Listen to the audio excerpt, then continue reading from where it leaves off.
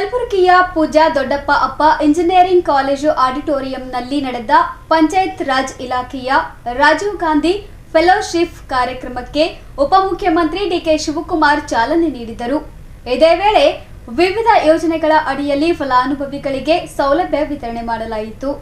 ವಿಶೇಷ ಚೇತನ ಹಾಗೂ ಹಿರಿಯ ನಾಗರಿಕರ ಸಬಲೀಕರಣ ಇಲಾಖೆಯಡಿಯಲ್ಲಿ ರೂಪಾಯಿ 229.16 ಲಕ್ಷ ವೆಚ್ಚದಲ್ಲಿ ಒಟ್ಟು 1602 ಫಲಾನುಭವಿಗಳಿಗೆ ದ್ವಿಚಕ್ರ ವಾಹನ, ಬ್ಯಾಟರಿ ಚಾಲಿತ ವೀಲ್ಚೇರ್, ಅಂಗವಿಕಲಚೇತನ ವಿದ್ಯಾರ್ಥಿಗಳಿಗೆ ಟಾಕಿಂಗ್ ಟಾಪ್, ಬ್ರೈಲ್ ಟಿಕ್, ಶ್ರವಣ ದೋಷವುಳ್ಳ ವಿಕಲಚೇತನರಿಗೆ ಹೊಲಿಗೆ ಯಂತ್ರ ವಿತರಿಸಲಾಯಿತು.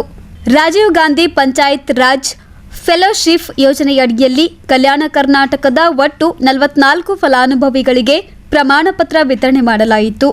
ವಿಶೇಷವೇನೆಂದರೆ ಕಲಬುರಗಿ ಮಹಾನಗರ ಪಾಲಿಕೆಯ 1059 ಪೌರ ಕಾರ್ಮಿಕರಿಗೆ ಸೀರೆ ಮತ್ತು ಪಾದರಕ್ಷೆಗಳನ್ನು ವಿತರಿಸಲಾಯಿತು.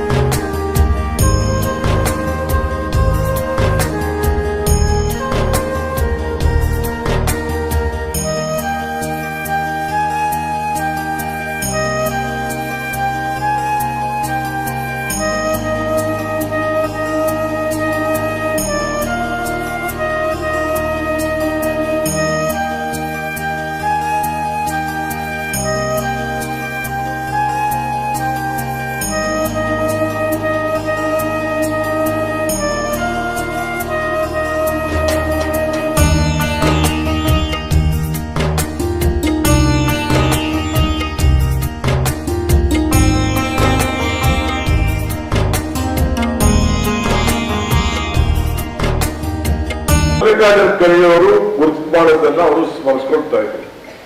ಯಾರು ಮಲ್ಲಿಕಾರ್ಜುನ ಖರ್ಗೆ ಅವರು? ಇದು ಒಂದು ದೊಡ್ಡ ಪ್ರಶ್ನೆ. ನಿಮ್ಮ ಭಾಗದ ನಾಯಕರಲ್ಲ. ನೀವು 50 ವರ್ಷ ಅವನ್ನ ಬೆಳೆಸಿದ್ದೀರಿ. ಈಗ ರಾಜೀವ್ ಗಾಂಧಿ ಅವರು ಈ ದೇಶದ ಪ್ರಧಾನಮಂತ್ರಿ ಆಗಿದ್ರು. ಯಾರು ರಾಜೀವ್ ಗಾಂಧಿ ಅವರು? ಇಂದಿರಾ ಗಾಂಧಿಯವರ ಮಗ ರಾಜೀವ್ ಗಾಂಧಿ ಅವರು. ಇಂದಿರಾ ಗಾಂಧಿಯವರು ಯಾರಪ್ಪ ಅಂದ್ರೆ ಈ ದೇಶದ ಐಕ್ಯತೆ ಸಮಗ್ರತೆಗೆ ತನ್ನ ದೇಹವನ್ನೇ ತ್ಯಾಗ ಮಾಡಿದಂತ ಒಬ್ಬ ಧೀಮಂತ ನಾಯಕಿ.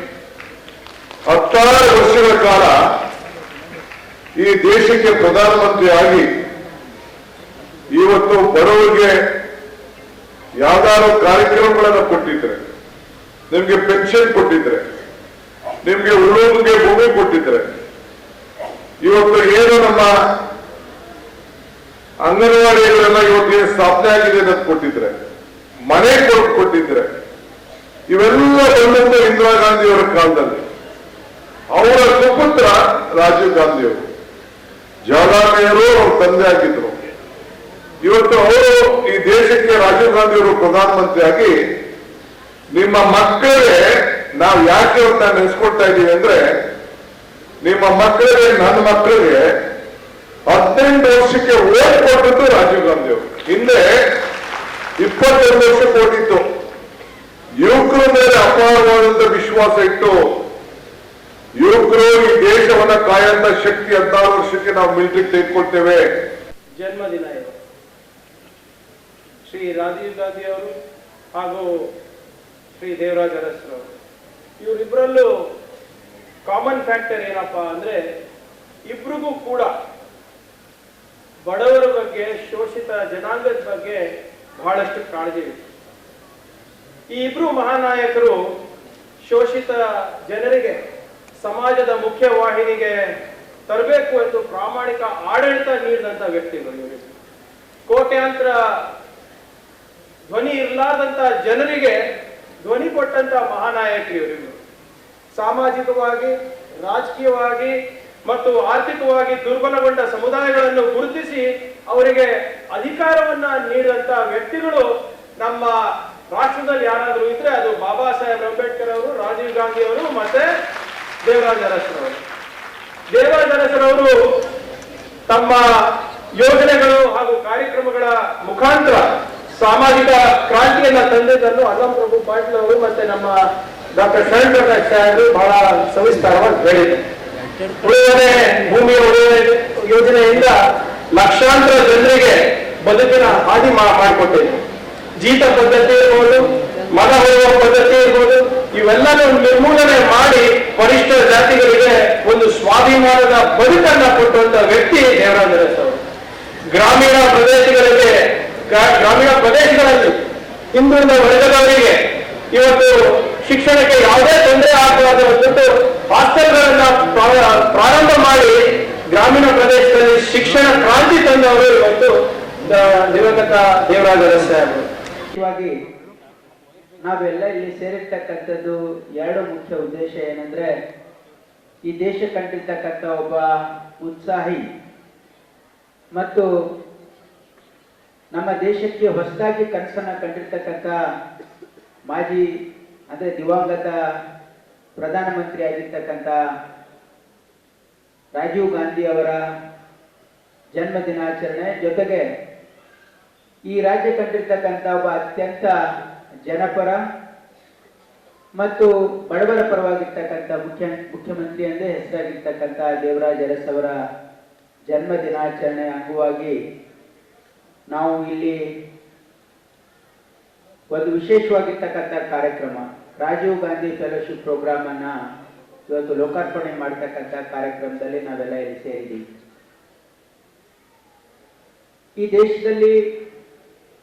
ಈ ದೇಶದ ರಾಜಕೀಯ ವ್ಯವಸ್ಥೆಯಲ್ಲಿ ಬದಲಾವಣೆ ತರಬೇಕು.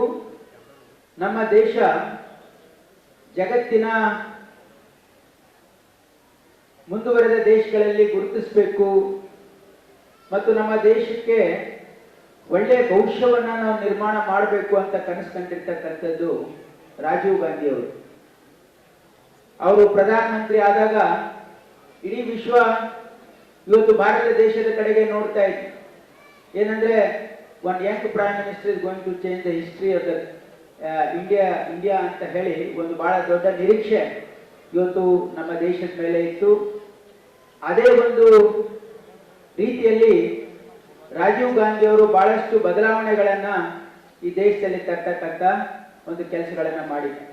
ಅವರು ಅನೇಕ ಕೆಲಸಗಳನ್ನ ಮಾಡಿದ್ರು. ಅದರಲ್ಲಿ ಬಹಳ ಜನರಿಗೆ ಅದು ಜನರ ಜೀವನದಲ್ಲಿ ಬದಲಾವಣೆ ತರ್ತಕ್ಕಂಥ 2-3 ವಿಷಯಗಳನ್ನು ನಾನು ಹೇಳಲಿಕ್ಕೆ ಇಷ್ಟಪಡ್ತಾ ಇದ್ದೀನಿ.